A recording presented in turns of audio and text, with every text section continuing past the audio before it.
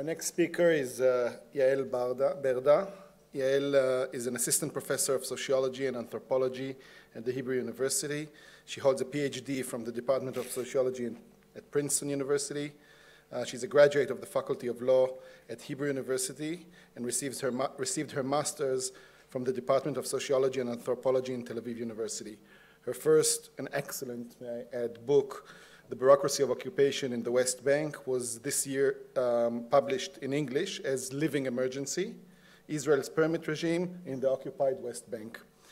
I have a special warm corner in my heart for sociologists.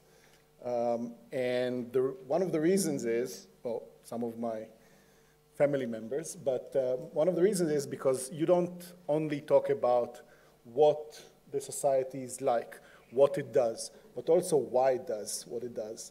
So my question to you, you heard everything that was described here. What does it say about our society? Why does these trends take place? Hi, thanks very much for being part of this event. I kept changing hats as I was listening. I used to be I still call myself a recovering human rights lawyer, but I don't think I'll ever recover from it. I want to talk about suspicion and the way that security threats and political threats begin to merge. And I think it's important to put it in the context of Israel as an ethnocracy, where for Jews, there was not an unlimited option of participating in political life, because we all know the famous Bli Cherut V'Maki. We all know the famous, putting the boundaries around the political community around actually political parties and their and the circles around them. So sometimes when we talk about like the shrinking democratic space, I wonder what exactly we're talking about and when exactly we're talking about it. And so I want to go back a little bit pre-state. I want to go back to the British Mandate and talk about the way the British categorize population. They categorize population in order to make them more legible, in order to make them more readable to the state. And so they categorize them based on religion and geography and language. And, but there was another axis on which they classified population, and that was according to how much of a threat they posed to the state. And that's discussed a lot less. We know a lot less about this. But it was part of every recommendation letter. It was part of every form that was given to the government for a license, for a permit, for an exit permit to leave the country. A lot of the things that we know today as the practices that are that create not only impediments on freedom of movement, are actually practices that were here even before the state. Why is this important? I think it's important to understand that we are a colonial state in many ways, not only in the West Bank, but also Israel has in it, it still has those remnants of the racial hierarchy and the constraints on possibilities that for many, many years, only Palestinians were very aware of. Not only Palestinians, maybe other communities too, that were constrained, that were restrained. When they tried to have big campaigns, they usually were silenced very, very swiftly. Mizrahim, Ethiopians, workers. And so how does this context help us? I think what it helps us understand is that there's a logic of suspicion that is at work within the state and has always been at work within the state. This is not about people that live beyond the borders in '67. This is not about Jews versus Palestinians. It's not about nationalists versus liberals. This is not about the people of light versus the people of darkness. This is the way this state works.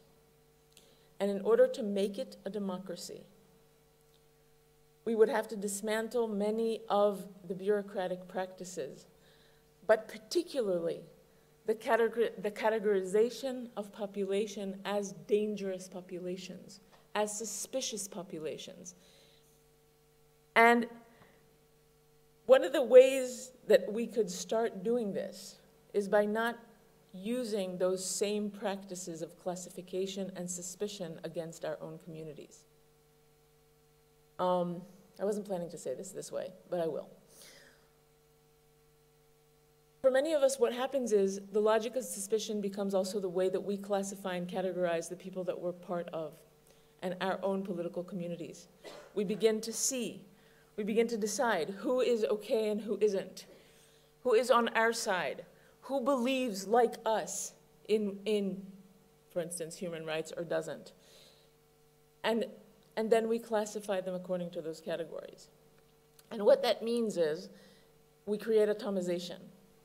Within our own organizations, within our own populations, we create that atomization. And Hannah Arendt, again, how could we have this discussion without her?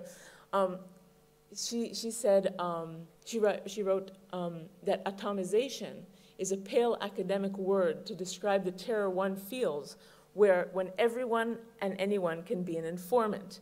Now, she was talking about a different time where informant, having an informant in your family might mean your immediate death. So we're not there, and we're not there. But we are very close to that point of atomization where constantly the distinction between those that are suspicious and those that are part of our legitimate community are being tested every day. This is dismantling to our possibility for solidarity, and it dismantles the ability to oppose the regime in a pluralistic way.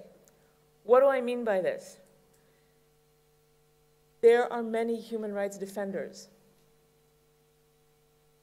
The forefront are the organizations, the forefronts are the people that stand, that write the reports, but they are teachers and social workers, and they're workers within organizations that try to prevent discrimination on a daily basis, people that have to hide their opinions about equality, about basic equality, basic rights every single day for fear that they might be targeted.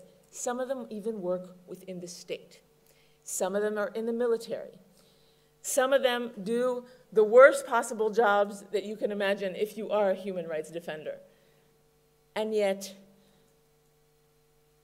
if we can not be the Shabak, if we cannot classify people just because of the category, and we can see what is the possibility of sharing values against this regime, and I do not mean this government, I mean this regime, then we can begin to think of defending human rights defenders on a greater scale.